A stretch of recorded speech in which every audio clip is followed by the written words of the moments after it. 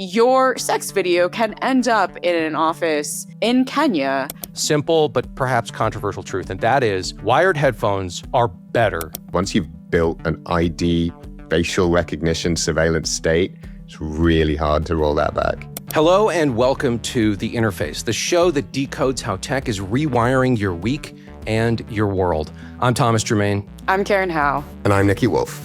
Today on The Interface, the proposed new law that could end the internet as we know it. The hidden human labor that's watching you. And are wired headphones actually better than Bluetooth? So we wanted to first start today with a bit of a somber update on the news that we were talking about last week, where we mentioned that the Wall Street Journal had reported that Anthropic's AI tool Claude had been used in the military operation to bomb Iran. And there's since been more reporting that has come out, including from the Washington Post, that has mentioned that Claude was specifically used to analyze a lot of intelligence data and then identify roughly 1,000 bomb targets. One of the places that ended up being bombed was a school. And in fact, it was bombed twice. So when it was first bombed, a bunch of first responders and parents then came to the school to try and rescue people, and then it was bombed again. So there were significant civilian casualties, many of them under 12 years old. And there is some legitimate speculation now from observers about whether or not this school was identified as a bomb target by Claude, because one of the things is, as you might remember, if you watched last week's episode, is that large language models are highly inaccurate and they're very ill-equipped to be integrated into highly sensitive contexts, certainly life and death situations.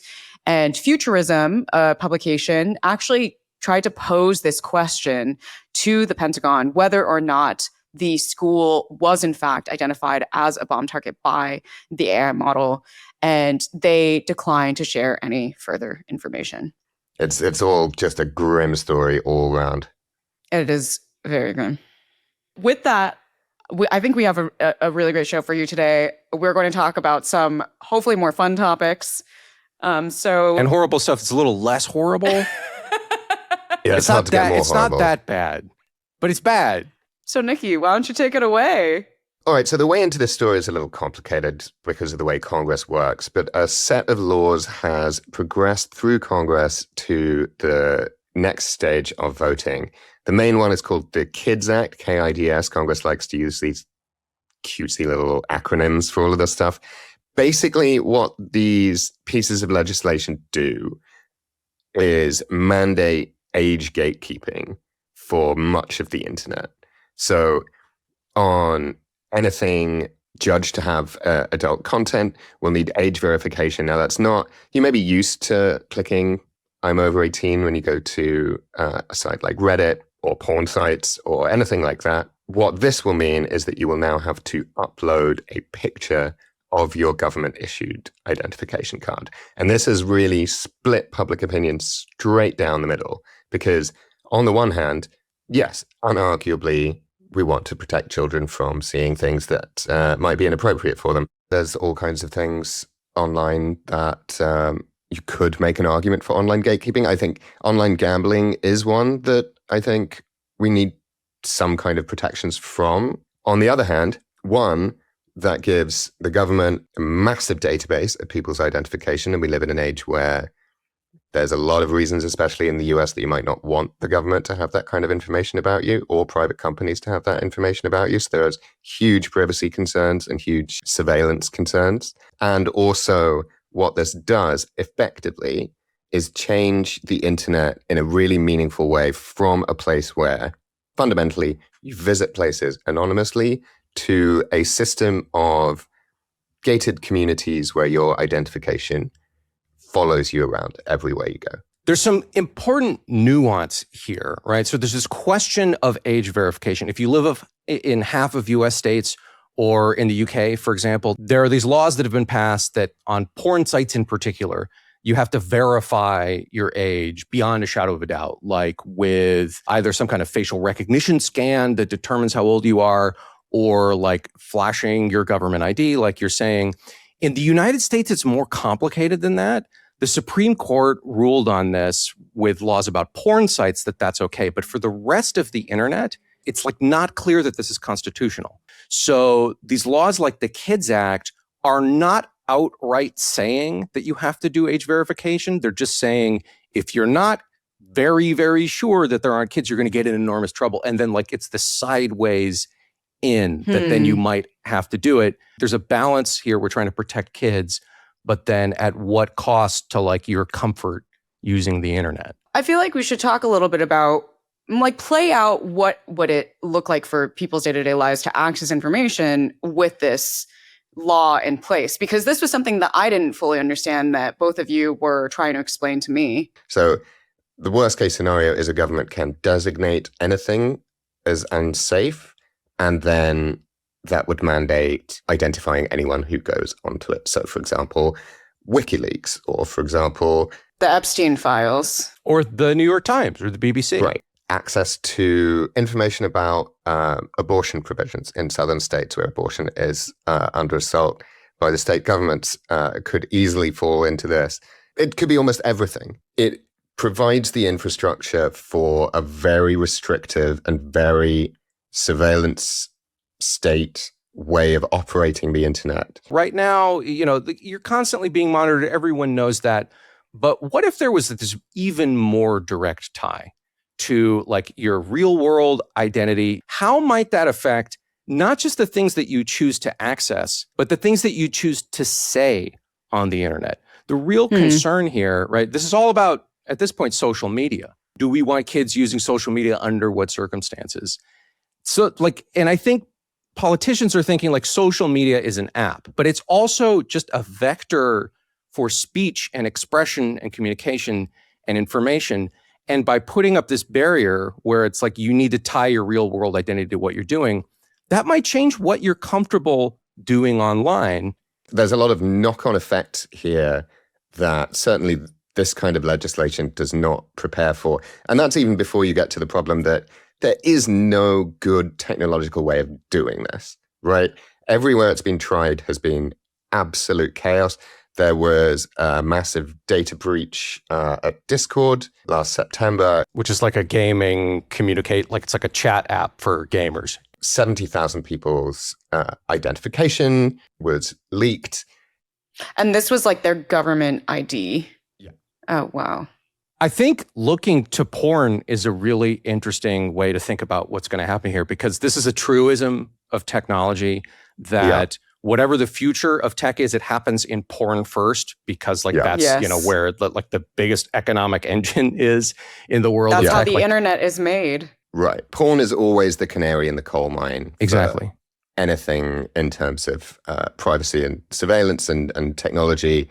It always happens in porn first. Everyone can agree that we don't want children accessing pornography, right? Like if you talk to Pornhub and the company that owns Pornhub, which is called ALO, I had interviewed them last year for a story on this subject. They said, we're on board. We don't want kids on our website. The problem here, like you're saying, Nikki, is these laws make it more difficult to access these mainstream porn companies that are doing more to moderate the content on their platform. So this attempt to make children more safe just pushes them to more dangerous places.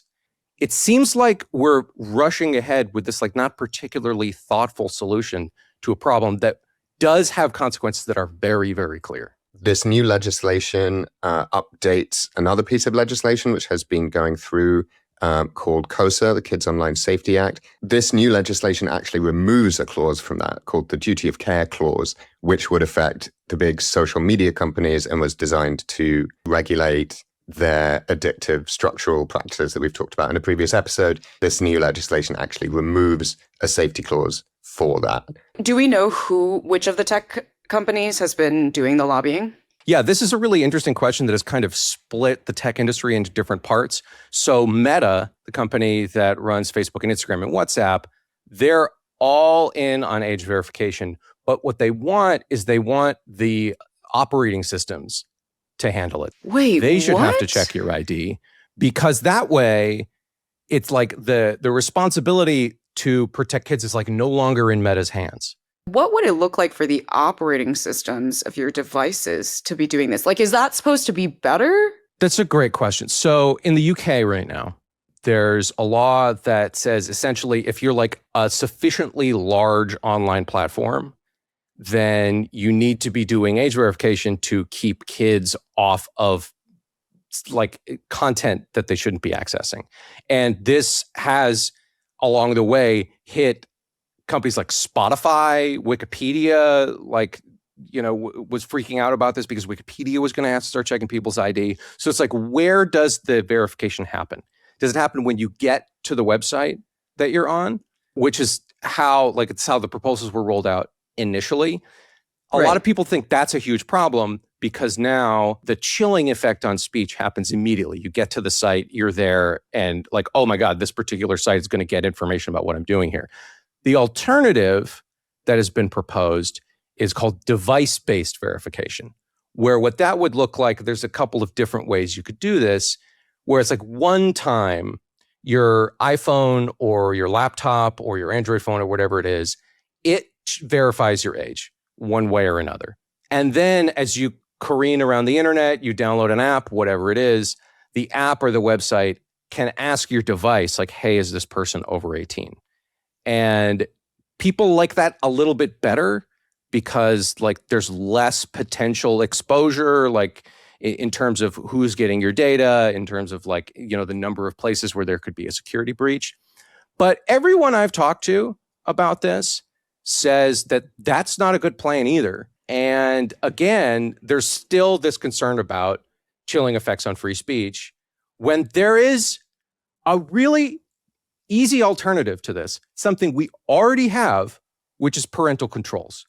Parents can go set this up and they can step in and decide what they're comfortable with their kids doing online instead of the government doing it. It's kind of interesting that you mentioned parental controls because a few years ago I did a story about parents who, like helicopter parents in the digital age, who have become very obsessed with using parental controls to monitor their children. And I hear what you're saying, that it does feel like at least a better solution than ubiquitous, everyone gets the same rules. But there is something to be said about how parental controls is also not the perfect solution. Like I was talking with some LGBTQ teens who were saying that, having parents who do not support the fact that they are gay and then using parental controls to surveil and control their access to health information was in and of itself like a traumatic experience growing up. So like it's a more fundamental question than actually just technology itself, in a way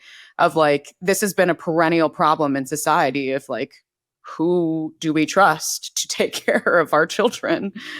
That is exactly it.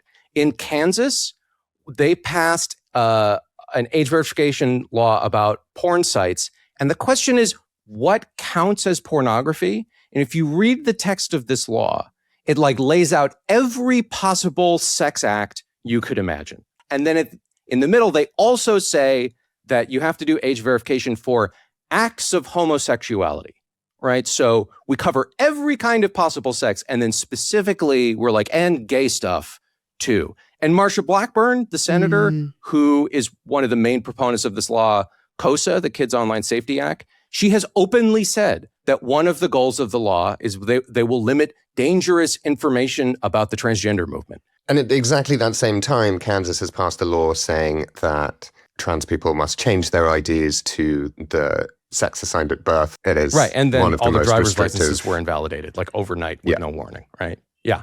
What we're talking about here, if these laws go through, unchanged, is a very different internet than the one that we all grew up on. Would you rather that these kinds of laws, these kinds of protections had been in place when you were growing up? Like, do you think you'd be a healthier, more adjusted person? Christ, no. I mean, look, we grew up in, certainly I grew up in the age of a basically completely free internet. It was an absolute free-for-all. Right. The internet had a sense of freedom and fun and hope. Now, maybe that was naive, but it seems to me that the damage that's been done to the internet has been done by the corporatization of it. It's been done by companies like Meta making their platforms so neurologically addictive. Occasionally, when I was a teenager, catching a GIF of like naked people doesn't come close to the kind of harm that we're talking about. I guess the question for you guys is, we know that age verification has all these potential consequences. We know that parental controls have their own flaws. Would it be better to rush ahead with this stuff before we'd answer these questions because we're so concerned about protecting children? Or would it be better to do nothing? Because I'm really not sure. It's basically like, are we okay with the current status quo, I guess? Yeah. Maybe the question then is like, what are the harms that we're seeing currently that are not being addressed? And they're very nebulous, right? This is not a law proposed because of anything suddenly that has come up, any sudden new movement. But I think the problem with putting in a bad law and a bad structure of laws is that that infrastructure is then there. Once you've built an ID, facial recognition, surveillance state, it's really hard to roll that back. Well, if this story didn't get you really concerned about your privacy, then my story definitely will. There was a recent investigation that was done by two Swedish newspapers, SVD and GP, as well as a freelancer in Kenya, Nepanoi Lepapa. And this is the craziest investigation because they basically discovered that if you are a Meta Ray-Bans user, people are watching the recordings that you are making, and there is no way for you to opt out. These are smart glasses, right? We're talking about glasses with a little camera, a little computer. You can record stuff you see. One of the immediate problems with them came up with people recording people in public without their consent. But also, people were recording themselves, either intentionally or unintentionally, doing very intimate acts at home, like sitting on the toilet, having sex. In one case, the investigation found that, a man put his Meta Ray-Bans on the bedside table and then left the room, but it was still recording. Unclear whether he realized that or not. Then what appeared to be his wife walked into the room, definitely unaware that the Ray-Bans are recording, and started getting undressed. And so all of this footage is gathered up by Meta.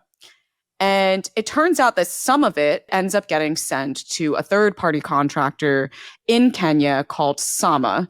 And the investigation interviewed over 30 Sama contractors, as well as former Meta employees in the US, who then revealed that, there is this huge supply chain of data, intimate videos being sent to these people for review. And your sex video can end up in an office in Kenya.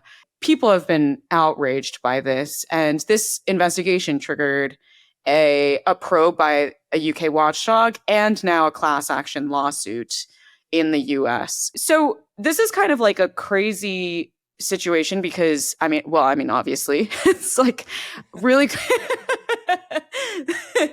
this is partly a crazy situation because of the way that Meta advertises its glasses. So it has this page dedicated to privacy of their Meta Ray-Bans products. And at the top of this page, it says in big, bold letters, designed for privacy, controlled by you. Oh, good. Oh, yeah. Well, and it is. What are we even talking about then? Neither that's of fine. those things. That every word in that sentence is a lie. Yeah. So this is what Meta's defense has been in response to this investigation is, but in our AI terms of service, which is a totally different page, there's this tiny little print that says, we may sometimes conduct review of the things that you put into Meta AI.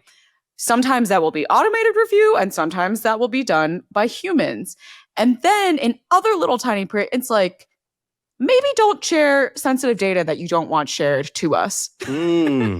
Well, I think, the good news here is that almost everyone reads all the privacy policies, so you'd probably 100%. Know this. Right. Well, Karen, this is one of my favorite parts of your book. This is something that you've investigated specifically. And there's a whole other interesting thing here. Could you remind us, why are there people who don't work at these companies in other countries reviewing all of this content in the first place? Yes, I've been so obsessed with this topic. I've been reporting on this for almost 8 years. And basically, the entire internet is built on top of hidden human labor. The reason why people in the global north get a clean social media experience is because, once again, there are people in the back end that are reviewing all of this grotesque content to take it offline. And the workers themselves consider this to be a career. It's not like, like oftentimes when people talk about this work, they really minimize it as it's menial labor, it's, Right. it's drudgery. But it's really hard. And these workers, they take pride in the fact that they're keeping the internet safe for people. There's also people that review and do data annotation. So the reviewing is sort of similar to what we're seeing with this Meta Ray-Bans. Data annotation is this function where, in order to even train AI systems, there are people that are literally teaching the AI model every possible thing that it needs to know. So the fact that ChatGPT can chat is because there's literally tens or hundreds of thousands of people around the world that are typing into OpenAI's large language model and showing it, this is the correct answer, this is a not so great answer. And then there's my all-time favorite category of human labor is artificial intelligence. Right. Which we'll definitely get to at some point in a later episode. Yeah. But suffice to say, you think that, self-driving cars are always just driving autonomously. But oh no, there's actually a team in the Philippines that sometimes takes over and is remotely driving. Literally everything that you possibly use probably has hidden human labor behind it. Like there was a story a few years back about how Amazon Alexa was also sending audio clips of people's intimate conversations to third-party contractors as well. There was another story about how Roomba, after they attached cameras to their vacuum cleaners, they would also film people on the toilet as well and film people doing other types of intimate acts. And then they were sending it to a third-party contractor called Scale AI.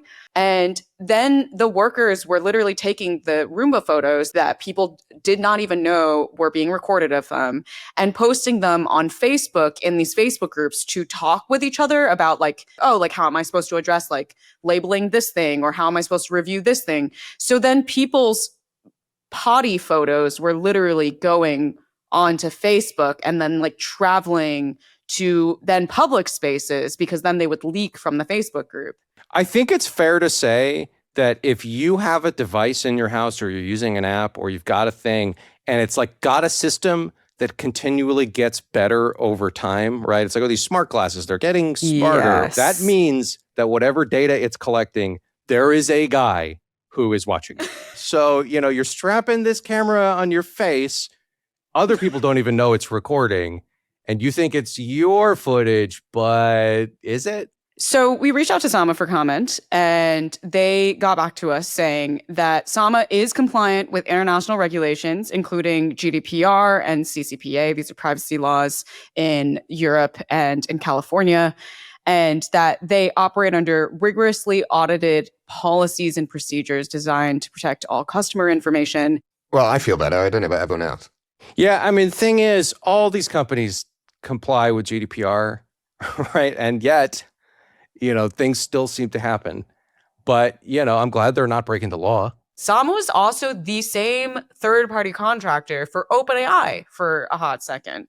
OpenAI, they were trying to develop a content moderation filter that would basically protect future users of their GPT models from being exposed to some of the toxic content that the models are actually trained on. And so they end up hiring Sama as their third-party contractor to help them develop this content moderation filter. There was this brilliant investigation that was done in Time magazine by Billy Perigo that exposed the fact that these workers were day in and day out be exposed to the worst possible content on the internet, as well as AI generated content where OpenAI was literally prompting its own AI models to imagine even more grotesque scenarios to cover the bases of all of the bad content that could exist in the world. Yikes. And these workers were just getting totally traumatized. And a lot of the times the companies that are paying people to do this, like they're not providing them with any preparation. There isn't like a psychologist you could talk to if you see something that gives you PTSD, which is a real thing that happens all the time. Like it's like just the human gears in this giant machine that we never see, from our perch thousands of miles away. Yeah, I was just talking with this worker actually last week, not in Kenya, but somewhere else, who mentioned to me he strongly believes there's no such thing as consenting to this work. This is the defense of contractors like Sama, where they're like, well, we asked the workers whether or not they want to do content moderation. And this worker was like, you literally cannot possibly conceive how bad it is going to be before you have done it. So you consent, but it's not informed consent. And so one of the amazing things about what's happening right now is one of the reasons why we're seeing so many more stories like this is because the workers are not okay anymore with being hidden. Like they are actively organizing now to get their story out, to make international headlines, to say like, hey, we are literally here doing some of the most essential work to make the internet function. And we are being treated horribly. We're being paid poorly. We're being exposed to content that we never could have possibly consented to. And that is part of like the agency that they're reclaiming now, that is then gifting us this new visibility into the hidden pipes of the digital infrastructure that we use every day. All right. Well, I'm tired of talking about all this kind of like unimportant, like unserious, fluffy stuff. I want to move on. I want to talk about headphones. What kind of headphones do you guys use? I have wired headphones and always have. I have never owned a pair of Bluetooth headphones. Wait, you've never owned Bluetooth headphones ever? I've never had them. Here's my problem with Bluetooth headphones. They are headphones. They do the same thing as my headphones, except I need to charge them. It adds an extra layer of work. Mm-hmm. It's a perfect technology already. I don't get why I would upgrade. And it seems like the kids today are agreeing with me. Yeah, as much as every time I talk to Nikki, I feel like I'm dealing with like one of these unfrozen cavemen. It seems like I get that a lot. He is actually on trend here. So I'm You're cool so now. out of date that you're so out of date that it's come again. Full circle. So let's walk back in time here for a minute. It's 2016, and Apple announces the iPhone 7. And as part of that announcement, they're doing their thing where like they're on stage and like, oh, look at our beautiful phone. It's spinning around and there is no headphone jack. Oh my God. I remember actually being so pissed Outraged. about that. I was outrageous. At the time, I was like, this is the worst day of my life. And the same year at that same, conference, they announced the AirPods, our new, like totally wireless Bluetooth headset. And at first people lost their minds about this, right? Like people hated the AirPods. They were making fun of them. They're too expensive. People said they look like tampons without strings or like the head of a electric toothbrush or something. People hated them, but they started to catch on. They didn't catch on. They were forced upon us. But they were forced, but people liked them. People jumped on the trend. But there has been, over the past year or so, a quiet movement growing in the shadows that is built on a simple but perhaps controversial truth, and that is wired headphones are better than Bluetooth headphones, and I want to talk about why. But before I do, I mean, like, it really is a trend. So there's this like consumer analytics company called Circana. They said that wired headphones, the sales have been declining every year, 5 years straight without a break, right? Down and down and down and down and down.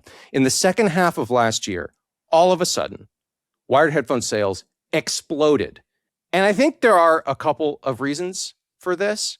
And one, perhaps, people will want to argue about this. The sound quality in general, you can get better sound if you pick the best wired option than you would get if you spent the exact same money on Bluetooth. Okay, this is a bit of a revelation for me because I also have insane behaviors around headphones. So I was actually going to use I have AirPods and I was going to use them for this episode so that we could fight about it. But then I forgot to charge them. So Nikki gets a point for that. Ding, ding, ding, ding, ding. There you go. Yeah. But I never pay for wired headphones. I take them Really? from my flights. It's like 'Cause you're every a time I thief. go on a God. flight, Despicable. hey, they give them to you. Well, those don't sound better than AirPods. Right. So like in my world, I'm like, wired headphones are so much worse than Right. but it turns out it's because I'm Yeah, it's taking because them for free. you're taking the ones that American Airlines made. I can't vouch for those. So it's not true. Every wired headphone sounds better than every Bluetooth headphone. Not true at all. Bluetooth is getting really, really good. Like I went to this specialty store in New York, and they handed me like a pair of like $1,000 Bluetooth headphones, like really fancy, like high-end specialty niche stuff for people who like have lost their minds, and I say that with so much love. And they sounded incredible, right? But if you're looking at like more mainstream products made by companies that you've heard of, if you pick the best possible option from a wired model and you've got the same money to spend, the wired model is probably, at least for now, going to sound better than the best Bluetooth model that's available. But like, as we could see, Karen here is listening to like the 50-cent headphones that you get on an airplane. I wouldn't be able to. I'd rather listen to nothing, honestly. So like, this isn't about sound quality. So what's going on? I think it's part of a wider trend that people are rejecting the kind of extractive business practices by companies that will lock you in to having to buy the next thing, or the last thing you have will go obsolete and you will no longer be able to use it. And I think especially younger people are deciding that they actually want to simplify their lives down, that not every new piece of technology you have to keep up with. And I think that's a good thing. The sound quality being improved, I get that, right? The anti-tech backlash where it's like I'm going back to something that's a little more analog, I feel more comfortable with it. Okay, that makes sense. But there's a third thing that's happening here, which is like cultural and fashion trends. Right now, all of the like coolest people in Hollywood and like sports stars, everyone has started switching back to wired headphones. And you're seeing, if you like look at paparazzi photos of like Charlie XCX and Ariana Grande and like, guys from the NBA, more and more you're seeing these wired, like the white, like porcelain white Apple earbuds dangling from their ears, which used to be, right, like if you were still using wired headphones a couple of years ago, like you're an old person. That's so interesting. Yeah. I mean, this actually ties back into the privacy theme of this episode, right? Like, one of the reasons that people are also switching to wired headphones is because Bluetooth is not 100% secure. Well, I don't really buy that. Well, that's coming from a post not a post, it was something Kamala Harris said in an interview, which is that she doesn't use Bluetooth headphones because they can get hacked. They can get Right. hacked. Now, she was the vice president. That's a much higher target. To me, when I saw that, I was like, is that kind of a tacit admission that she knows the US at least has the capability of hacking Bluetooth, which is something that we already vaguely knew. Oh, that's interesting. But there's another thing, right? Like there's this huge, I mean, Nikki, I'm sure you've seen this, is like this conspiracy stuff about how Bluetooth is going to fry your brain and it's like giving us all cancer or something. Have you guys heard about this? I had no idea that this was a thing. Is my brain being fried? Okay, so every single time there was a new kind of wireless technology, we saw it with Wi-Fi, we saw it with 3G, we saw it with 5G. Every time that comes in, there is always a conspiracy theory that it is in some ways damaging your brain. This was a conspiracy theory about radio when radio first came out, right? There is no evidence whatsoever that Bluetooth or Wi-Fi or 5G is in any meaningful way doing anything of the sort. And it's kind of this like health thing in 2026 where like people aren't satisfied by the fact that there's no evidence for something because they like heard some guy on the internet and there's some massive conspiracy going on here. The thing with these conspiracy theories about stuff traveling through the air, damaging your brain, is so pervasive and has such a history that the way we refer to conspiracy theorists often is tinfoil hat. That is what the tinfoil hat was originally designed. It was for people to put metal on their heads to prevent signals from aliens or from the government from passing through their brains. It's so old, it's built into the literal language of conspiracy theories. Yeah, it goes right back to the beginning. Yeah. This speaks to a wider and I think catastrophic problem of the way that our internet now gives us information, is that every single thing that passes by our eyeballs has exactly the same weight as every other thing, right? It could be that as you're scrolling, you see something and it sounds plausible, right? You have no way of knowing where that information is coming from. And that's a massive problem. I personally can tell you, I am not worried. I got Bluetooth headphones in right now. If I die, we can do an update to this episode. But if you're worried about the sound quality, or if you just want to be cool, you want to look like, the young people and be up on the latest trend, maybe, give the wires a try. It's actually kind of nice. And you could be like Nikki. Everybody likes Nikki. And I'm cool, right? That's what I'm told. One of the cool kids now. Yeah. And that's our show. You can listen to The Interface on bbc.com or wherever you get your podcasts, or watch us on YouTube on the BBC Podcast channel.